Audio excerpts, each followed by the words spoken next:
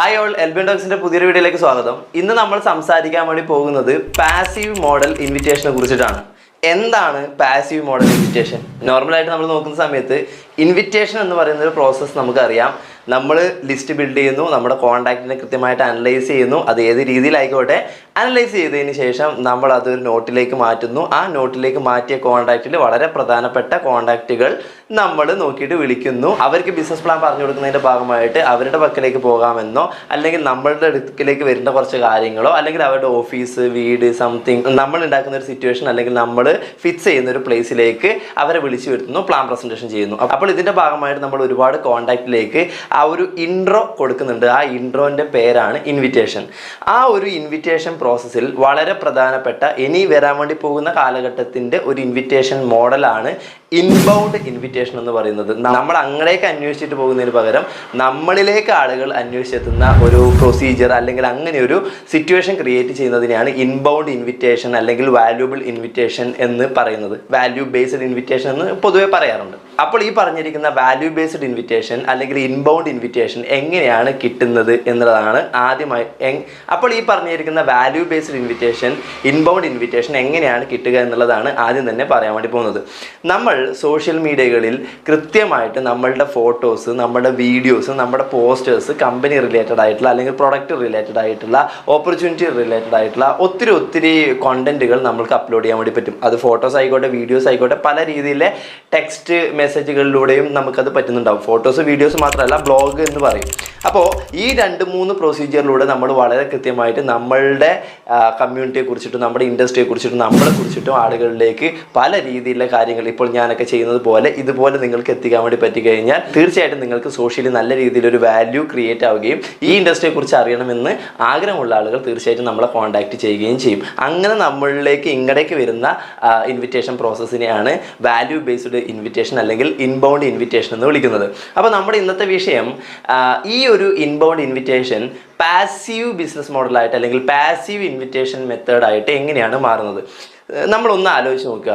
നമ്മളൊരു വാക്ക്, ഇപ്പോൾ ഈ ഒരു വീഡിയോ ഇവിടെ ഷൂട്ട് ചെയ്യുന്നില്ല, ഞാനിപ്പോൾ ഇത്രയും കോണ്ടന്റുകൾ ഒരു 8 മിനിറ്റോളം കാര്യങ്ങൾ സംസാരിച്ചു, ഞാൻ നിന്നു, അല്ലെങ്കിൽ എൻ്റെ മുമ്പിലുള്ള 1-2 ആളുകളോട് ഞാൻ സംസാരിച്ചു, അത് നിർത്തി.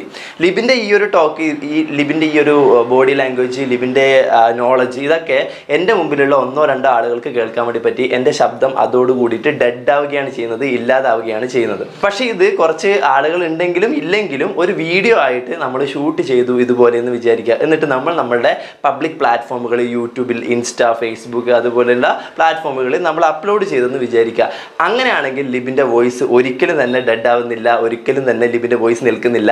ലിബിൻ ഉണ്ടെങ്കിലും ഇല്ലെങ്കിലും ഇത് ആ ഒരു പ്ലാറ്റ്ഫോമിൽ ഉണ്ടാവുകയും അവിടുന്ന് മുന്നോട്ടേക്ക് എത്ര പേരിലേക്ക് വേണമെങ്കിലും ഷെയർ ചെയ്ത് പെട്ടുപോകാനുള്ള സാധ്യതയും അവിടെ ഉണ്ട് എന്നുള്ളതാണ് നിങ്ങൾ മനസ്സിലാക്കേണ്ടത്.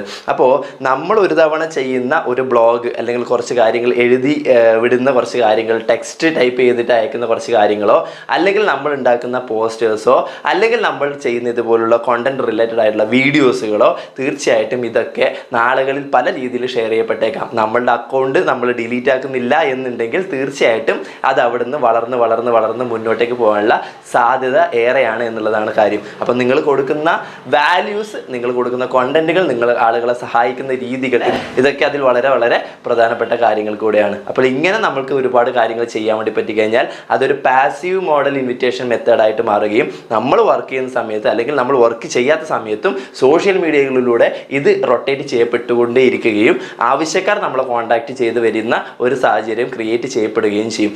നെറ്റ്വർക്കേഴ്സ് പൊതുവെ നോക്കുന്ന സമയത്ത്, ഞാൻ ഈ ഒരു ഇൻഡസ്ട്രിയിൽ അത്രയും കമ്മിറ്റഡ് ആയിട്ട് നിൽക്കുന്ന ഒരാളെന്നുള്ള നിലയിൽ, റിസർച്ച് ചെയ്യുന്ന ഒരാളെന്നുള്ള നിലയിൽ പറഞ്ഞു കഴിഞ്ഞാൽ, എല്ലാ ഇൻഡസ്ട്രികളിലുള്ള ആളുകൾ സോഷ്യൽ മീഡിയയിൽ വളരെ വളരെ എൻഗേജ്ഡ് ആണ്. പക്ഷേ നെറ്റ്വർക്ക് മാർക്കറ്റിംഗ് ഇൻഡസ്ട്രി റിലേറ്റഡ് ആയിട്ടുള്ള എത്ര ആളുകൾ ഇന്ന് സോഷ്യൽ മീഡിയയിൽ ഉണ്ട് എന്ന് ചോദിച്ചു കഴിഞ്ഞാൽ വളരെ വളരെ കുറച്ച് ആളുകൾ മാത്രമേ ഉള്ളൂ എന്നുള്ളത് തന്നെയാണ് എൻ്റെ ഉത്തരം. അപ്പോൾ ഇവിടെ ഒരുപാട് സാധ്യതയുണ്ട്. ആ സാധ്യത യൂസ് ചെയ്യാൻ വേണ്ടിയിട്ട് നിങ്ങൾ തയ്യാറാവുക എന്നുള്ളതാണ് കാര്യം. കാലഘട്ടം മാറുമ്പോൾ കാലഘട്ടത്തിനനുസരിക്കുന്ന ബിസിനസ് പ്രൊമോഷനുകളായിട്ട് നമ്മളും മാറേണ്ടത് അനിവാര്യമാണ്. കാലഘട്ടത്തിനനുസരിച്ച് മാറിക്കൊണ്ട് പാസീവ് ഇൻവിറ്റേഷൻ മോഡലിലേക്ക് എല്ലാവർക്കും എത്തിപ്പെടാൻ വേണ്ടിയിട്ടുള്ള സാഹചര്യം ഇവിടെയുണ്ട്. അത് കൃത്യമായിട്ട് യൂട്ടിലൈസ് ചെയ്യാൻ വേണ്ടിയിട്ട് സർവേശ്വരൻ നിങ്ങളെ അനുഗ്രഹിക്കട്ടെ എന്ന് മാത്രം പറഞ്ഞുകൊണ്ട് നിർത്തുന്നു. Thank you so much. All the very best. അടുത്തൊരു വീഡിയോയിൽ വീണ്ടും കാണാം.